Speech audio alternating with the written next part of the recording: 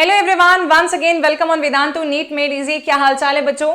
अभी जिस moment of time पे हम खड़े हुए हैं, आई एम 100% श्योर कि हालचाल कोई बहुत अच्छे नहीं होने वाले, इजंट इट? बच्चों के मन में एक द्वंद्व चल रहा है कि युद्ध चल रहा है, कहीं ना कहीं बहुत टेंशन में भी है कि हमारे बहुत अच्छे स्कोर कैसे आएगा, हम हमारे नीट के स्कोर को इम्प्रूव कैसे करें, हमारे कम मार्क्स आ रहे हैं उसे हम बढ़ाएं कैसे, है ना। एंड जब भी बात आती है मार्क्स बढ़ाने की, हमेशा ही सारे बच्चे जो है नीट एस्पिरेंट्स जनरली मैंने देखा है कि वो बायोलॉजी में इंप्रूवल की कोशिश करते हैं, बिकॉज वो जानते हैं कहीं ना कहीं कि बायोलॉजी में इंप्रूव करने का स्कोप बनता है, ठीक है। और बायोलॉजी ही एक ऐसा सब्जेक्ट है बेटा जिसके अंदर हमें बहुत ज्यादा इनपुट नहीं लगाना है, लेकिन तब भी हमारा अच्छा आउटपुट आ सकता है।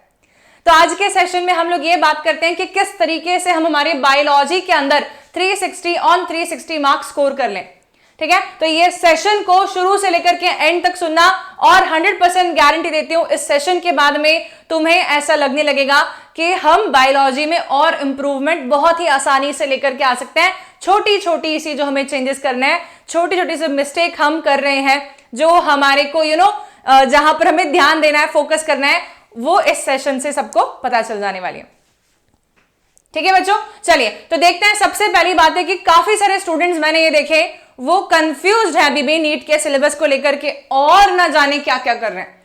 बेटा आप सभी अगर नीट एस्पिरेंट्स हैं तो आपके पास में नीट के सिलेबस का प्रिंटेड पीडीएफ होना बहुत जरूरी है, और उसमें आप चेकलिस्ट लगाते जाएंगे कि मेरा ये पोर्शन कवर अप हो गया है, ये पोर्शन छूटा हुआ है, ये पोर्शन कवर अप हो गया। Along with that updated syllabus आपको पता होना चाहिए कि भाई हमारे नीट के सिलेबस में ये बदलाव आ गए, है ना। बिकॉज जो रैशनलाइज्ड एनसीईआरटी की किताबें बोल रही है वो सिलेबस बहुत ही रिड्यूस्ड है। नीट में हमारे पास जो सिलेबस आने वाला है उसमें कुछ एडिशंस हो रखे हैं। एग्जांपल के तौर पे देखें तो बायोलॉजी में बेटा लिविंग वर्ल्ड हमारे सामने ऐड हो गया, ठीक है। बायोलॉजी में अगर हम बात करते हैं तो हमारे सामने लिविंग वर्ल्ड ऐड हो गया, है ना। हम देख सकते हैं कि morphology of flowering plant chapter जो है वहां पर रूट एंड स्टेम के मॉडिफिकेशन हमारे सामने आ गए। 5 प्लांट फैमिलीज ऐड हुई हैं, ठीक है, जो कि आपके प्रीवियस एनसीईआरटी में भी नहीं दे रखी। जैसे कि हम बात करें क्रूसीफरेसी, मालवेसी, ठीक है। तो ये 5 फैमिलीज है, पोएसी, ये आपको करनी है बेटा, ठीक है, आपको करनी है। ये इनसे बनते हुए क्वेश्चंस हमारे सामने नीट में आएंगे तो हमें फिर बहुत रिग्रेट होगा कि हमने टॉपिक को क्यों छोड़ दिया, ठीक है। तो ये न्यू सिलेबस को आपको करना है, ओके। देन हमारे पास आता है एनिमल टिश्यूज जो कि ऐड हो गया है बेटा। फ्रॉग हमारे सिलेबस में ऑलरेडी दिया हुआ है रैशनलाइज्ड एनसीईआरटी में। कॉकरोच ऐड हो गया है बेटा, तो कॉकरोच भी पढ़ना है। फिर आता है चिकनगुनिया एंड डेंगू। ये बहुत छोटा टॉपिक है, इसमें डरने वाली बात नहीं है। ये 2 डिजीज ऐड हुई हैं जो कि वायरल डिजीज हैं, और मैंने ह्यूमन हेल्थ एंड डिजीज आपको जब पढ़ाया प्रतिज्ञा में, मैंने ये टॉपिक्स भी उसमें कवर अप करवा दिए। देन आते हैं ऑर्गेनिजम्स एंड इट्स एनवायरमेंट। ये भी हमारे को चैप्टर कवर अप करना है, and this is again a very easy one. तो जो नया सिलेबस ऐड हुआ है ना, उसमें कोई टिपिकल या टफ चीज ऐड हो गई है ऐसे तो नहीं है, आसान सी चीजें ही हैं, बहुत कोई बड़ा चेंज हमारे सामने नहीं आ गया, ठीक है। तो आपको अपडेटेड सिलेबस पता होना चाहिए, आपको जो एडिशंस हुए हैं वो पता होना चाहिए, जो सब्सट्रैक्शंस है वो पता होना चाहिए, और फिर ऑप्टिमाइज सिलेबस आपको पढ़ना है, और उसके लिए आपके पास होना चाहिए है नीट का सिलेबस का पीडीएफ, ठीक है, प्रिंटेड फॉर्म में। दूसरी बात है बेटा कि आपको कुछ स्किप नहीं करना है सिलेबस में से। जैसे मैंने देखा है काफी सारे बच्चे ना कुछ और बच्चों से इन्फ्लुएंस हो जाते हैं। उनका कोई दोस्त साथ में पढ़ रहा है, मान लो, उसने कहा अबे तो ये टॉपिक क्यों रिवाइज कर रही है यार, छड़ इसको, छोड़ दे, है ना, क्योंकि इसमें से तो क्वेश्चंस ही नहीं आए पिछले 10 साल में। तो भाई तुमने पेपर तो नहीं बनाया है ना नीट का, पेपर जिसने बनाया हो सकता है उसने सोचा हो कि इसमें भी टॉपिक मैं क्वेश्चन दे देता हूं या दे देती हूं, ताकि बच्चे जो हैं ये कई सालों से प्रैक्टिस नहीं करके आएंगे तो समवेयर उनको कॉम्पिटिटिव फीलिंग आएगी कि अच्छा ये टॉपिक में से क्वेश्चन आ गया, राइट। हमारे मन से बेटा हमें कोई भी टॉपिक को छोड़ना नहीं है। We have to study each and every single topic mentioned in the syllabus of our NEET, ठीक है। तो कोई भी टॉपिक अपने मन से स्किप ना करें ये सोच करके कि इसमें से क्वेश्चन नहीं बनेगा, ठीक है। अच्छा, जो टॉपिक्स हमारे पास ऑलरेडी दिए हुए हैं उसके सारे कॉन्सेप्ट आपके क्लियर होने चाहिए, ठीक है। मतलब रट के नहीं जाना है कोई भी चीज, ठीक है। कॉन्सेप्चुअल क्लैरिटी होनी बहुत बहुत जरूरी है। याद भी आना चाहिए एग्जाम में, और याद कब आता है जब हमने उसको समझ लिया है। याद कब नहीं आता है जब हम उसको ये रट्टा मार के गए हैं, दिमाग में कहीं ना कहीं रट लिया था, अब एग्जाम के टाइम पे तो कुछ याद नहीं आ रहा है। क्यों? क्योंकि हमने रटा था, हमने उसको समझा नहीं था। ठीक है, तो हमें समझ के जाना है, हमें कॉन्सेप्चुअल अंडरस्टैंडिंग होनी चाहिए, हमारे उस टॉपिक के बहुत सारे क्वेश्चंस प्रैक्टिस हो जाने चाहिए, हमारे को 101% हर टॉपिक में प्रोफिशिएंसी हासिल करनी है। और इसके लिए हमारे पास इतना टाइम तो नहीं बचा है, इतना टाइम बचा है, उसका हर एक मिनट आपका यूटिलाइज होना चाहिए। ठीक है बच्चों, अच्छा इसके बाद बात करते हैं बेटा क्वेश्चन प्रैक्टिस के बारे में। तो नीट के अंदर हमें अगर बायोलॉजी में 360 ऑन 360 स्कोर करना है तो हम ये जानते हैं कि हमारे बॉटनी एंड जूलॉजी में सारे क्वेश्चन सही होने चाहिए। ठीक है, अब बात आती है बॉटनी एंड जूलॉजी में सारे क्वेश्चन सही होना, ये बहुत ही मतलब मैं ऐसा नहीं बोल सकती नॉट अचीवेबल टास्क है, ये अचीवेबल टास्क है। लेकिन कब? जब आपने एवरी सिंगल डे 70 से 80 मिनिमम क्वेश्चंस प्रैक्टिस किए हो, मिनिमम। अभी भी हमारे पास बहुत समय बचा है, जनवरी के अंदर हम मान सकते हैं कि हमारे पास कम से कम 13 डेज का टाइम तो बाकी है ना बेटा, हमारे पास 13 से 15 दिन का समय जनवरी में अभी भी बाकी है। हम हर डे को यूटिलाइज इस तरीके से करें कि 80 क्वेश्चंस मिनिमली हमारे बायोलॉजी में होने चाहिए, 40 बॉटनी के, 40 जूलॉजी के। रोज फिक्स कर लो कि हमें इतने क्वेश्चन सॉल्व करने ही है। और ऐसा नहीं कि बेटा ये 80 क्वेश्चन लगाने के लिए आपने 3 घंटे का समय निकाल रखा है, नहीं, हमें ये क्वेश्चंस मिनिमम टाइम फ्रेम में करने हैं। ठीक है, मिनिमम टाइम फ्रेम में हमारे 70 से 80 एमसीक्यूज होने बहुत बहुत जरूरी है बॉटनी एंड जूलॉजी में से। आप शुरुआती लेवल पर चैप्टर वाइज क्वेश्चंस प्रैक्टिस कर सकते हैं और फिर जैसे ही आपका जनवरी मंथ एंड हो, फरवरी मिड से आप मॉक टेस्ट के क्वेश्चंस लगाने चालू कर देंगे, जहां पर बॉटनी एंड जूलॉजी का सिलेबस मिक्स करके आपको दे रखा है। आपके पास रैंडमली कोई भी क्वेश्चन आए, आपसे वो बनना चाहिए। ठीक है, इसके अलावा बेटा अगर हम बात करते हैं कि हमारे क्वेश्चंस जो है, मैं आपको बोल रही हूँ 70 से 80 क्वेश्चन हमें रोज लगाने हैं, कितने समय में हमारे क्वेश्चन सॉल्व हो जाने चाहिए। तो इस चीज के लिए आपको टाइम डेडिकेट करना है हाफ एन आवर से 45 मिनट्स मैक्सिमली। तो आप बोलोगे मैम इतने कम समय में इतने क्वेश्चंस कैसे लगेंगे?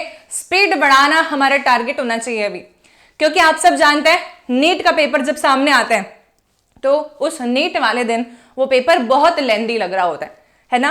फिजिक्स केमिस्ट्री में सॉल्व करने वाली चीजें होती है और वहां पर हम अटक सकते हैं, किसी क्वेश्चन में अटक गए तो हो सकता है 5 मिनट निकल जाए। इसलिए बायोलॉजी को ऐसे प्रायोरिटाइज करना है कि बायो हमारा सबसे पहले और सबसे इजीली और फास्टेस्ट टाइम में कवर अप हो जाए।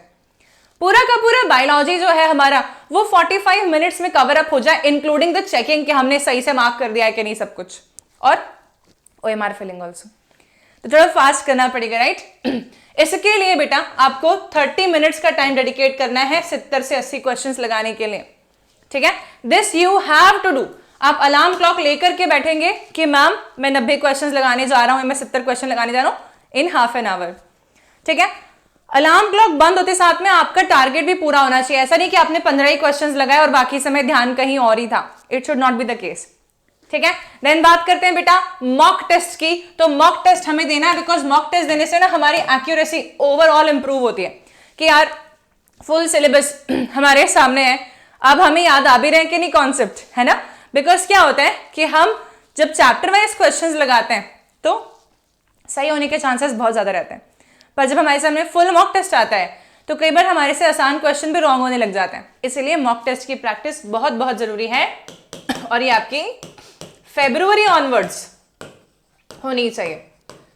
ठीक है, फरवरी ऑनवर्ड्स आपको मॉक टेस्ट पे मॉक टेस्ट लगाने, ढेर सारे लगाने। ठीक है बच्चों, इसके अलावा बायोलॉजी में एक बात आप सभी को बोलना चाहूंगी मैं कि हम 101% एनसीईआरटी पे रिलाय नहीं कर सकते हैं। कई बार हमारे सामने ऐसा होता है कि एनसीईआरटी में कोई एक आधे वर्ड दिया है, उस वर्ड की डिटेलिंग पे क्वेश्चन पूछ लिया गया तो हम बोलते हैं आउट ऑफ एनसीईआरटी है। हर साल ऐसा होता है कि कम से कम 5 से 6 क्वेश्चंस ऐसे बनते हैं जो या तो काफी कॉम्प्लेक्सिफाइड लैंग्वेज में होते हैं, भले वो लैंग्वेज एनसीईआरटी की थी, या फिर वो आउट ऑफ एनसीईआरटी टाइप हमें लग रहे होते हैं। ठीक है, तो हमें इस चीज के लिए क्या करना चाहिए ना, हाउ टू डू दिस, कि भाई आउट ऑफ एनसीईआरटी मैम इतना सारा सिलेबस है, हम कैसे कवर अप करेंगे। For this thing what you need to do is you have to solve previous year questions. ठीक है, पिछले 10 साल के प्रीवियस ईयर क्वेश्चंस भी आपको लगा रहे हैं, जो कि हम आपको वेदांतो नीट मेडिसी पे लगवा भी रहे हैं। आप प्रीवियस ईयर क्वेश्चन सॉल्व करेंगे तो कई बार ऐसा होता है कि हमारे एनसीईआरटी में टॉपिक नहीं दिया हुआ है लेकिन प्रीवियस ईयर के पेपर्स में आया हुआ था, तो वो टॉपिक को हम प्रायोरिटाइज करेंगे, इंपॉर्टेंट मानेंगे और उसको भी हमें ठीक से रिवाइज करना है, उसके भी क्वेश्चंस हमसे बनने चाहिए। ठीक है, तो you have to keep an eye on the outside NCERT questions also, you have to understand that blame game काम नहीं करेगा। हमारा पेपर बिगड़ गया तो किसी को फर्क नहीं पड़ना है, ठीक है। जो लोग तुम्हें बोल रहे हैं कि बिल्कुल ही एनसीईआरटी के बाहर नहीं आएगा, वो लोग भी बोल देंगे कि यार अब दे दिया तो क्या करें, है ना। तो तुम्हें ये बात समझनी है कि आउट ऑफ एनसीईआरटी में से कुछ पोर्शन अगर आ भी गया तो हम हाथ खड़े होकर वहां पर नीट वालों के सामने खड़े नहीं हो जाएंगे कि भाई हमसे नहीं बनना, है ना। We have to take care of our marks and for that thing we need to do previous year question solving as many as possible. 10 साल के तो मिनिमली आपके प्रीवियस ईयर क्वेश्चन होने ही चाहिए, ठीक है। सो बाय दिस ये सारे टिप्स एंड ट्रिक्स मैं आप सभी के लिए लेके आई थी, जिसकी मदद से आप 360 ऑन 360 बायोलॉजी में स्कोर कर सकते हैं, ठीक है। और मैं आपके लिए यहां पर एक कोट भी लेके आई हूं मोटिवेशनल सा प्यारा सा, जिसको पढ़ के आप मोटिवेट फील कर सकते हैं। You get what you focus on, so focus on what you want.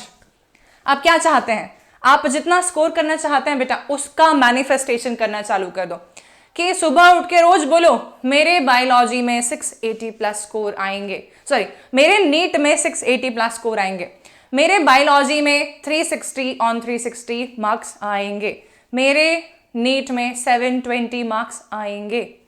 ऐसे बोलना चालू करोगे तो अपने आप को पॉजिटिव सिग्नल्स देने स्टार्ट हो जाएंगे।